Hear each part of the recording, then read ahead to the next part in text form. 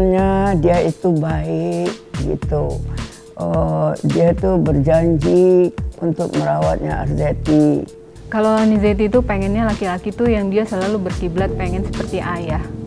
Ayah itu yang orangnya gigih, keras, tapi orangnya tanggung jawab gitu, lembut gitu ke anak-anak itu, disiplin. Nah itu yang pengen ditanamin Nizety terus gitu ke anak-anaknya dia gitu. Dan dia juga pengen cari figur ayah, figur suami yang seperti itu. Tapi kalau misalnya dia pertama mau kenal sama orang lebih lanjut, dia pasti tanya dulu ke kita, adik perempuannya sama kakak perempuannya, dikenalin dulu. Boleh gak nih orang, baik gak nih orang, boleh nih, baik nih, baru dia berani.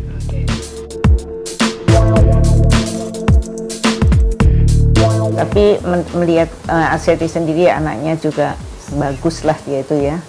Dan agamanya juga kuat, jadi bapak ibu juga untuk melepas itu ya. Meskipun dia artis tapi kita juga seneng lah. Dan dia seorang model tapi anaknya sederhana ya, tidak terlalu glamor gitu. Kalau memilih apa-apa tuh dia lebih sederhana.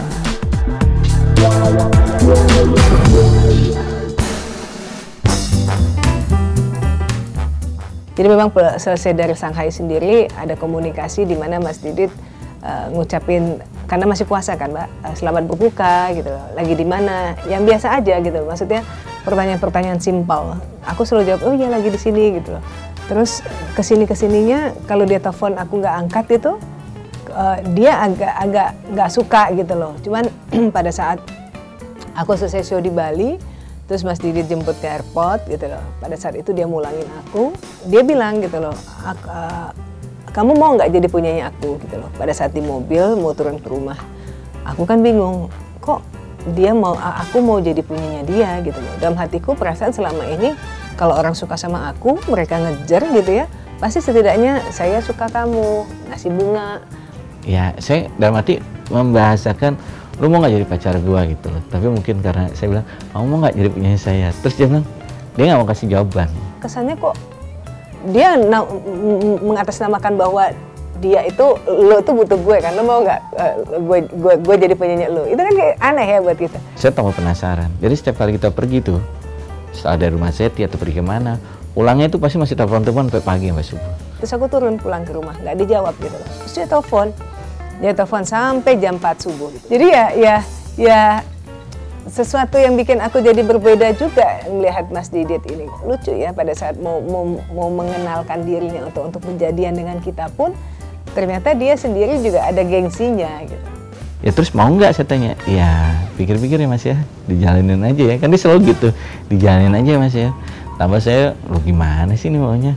Tapi ya itu pertama kali saya istilahnya kasih statement ke Zeti bahwa saya serius sama dia.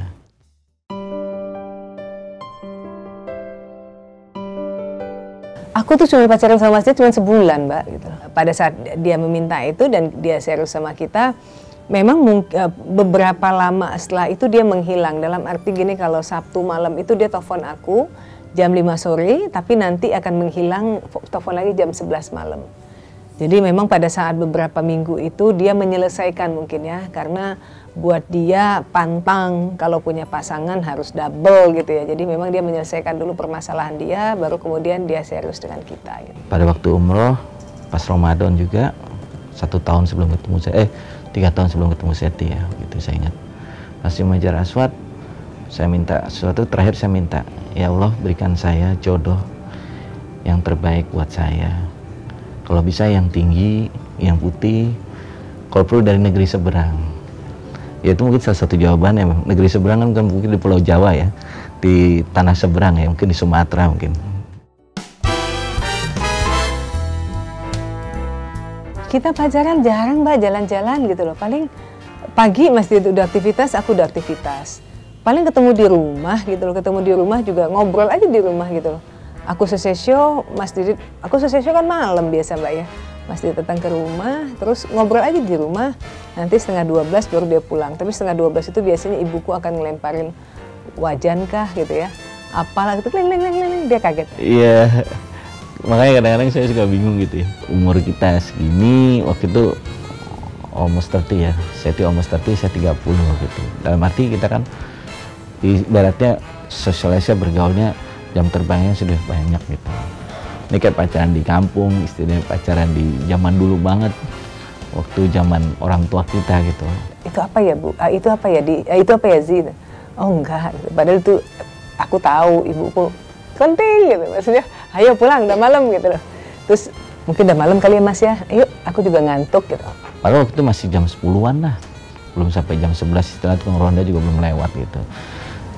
Dilempar panci lah, saya bilang kok begini ya, saya bilang ya saya ngerti lah, dalam arti supaya saya bisa diterima dengan baik di keluarganya. Ya saya ikutin aturan pola yang ada, lulusnya kayak gitu ya saya manut aja gitu. Jadi buat saya ya nggak apa-apa. Buat saya sih sangat menarik ya, karena ya kembali lagi di kehidupan dia sebagai seorang model, tapi punya kehidupan life yang sangat-sangat kolot. Saya bilang nggak ada lagi di dunia yang kayak gitu kali, nggak ngerokok, nggak minum, nggak suka keluar malam. Saya bilang gila, manusia dari planet mana nih, saya bilang kayak gitu. Hampir setiap hari dia orangnya menyenangkan ya, karena memang dia selalu bangun tidur telepon, nanyain kabar. Hal-hal yang selalu dilakukan itu yang bikin aku oh oke, jadi kapanpun aku telepon dia. Bayangan kita kan kalau di Jakarta pacaran gitu kan sulit untuk komunikasi yang kapan kita intens maunya.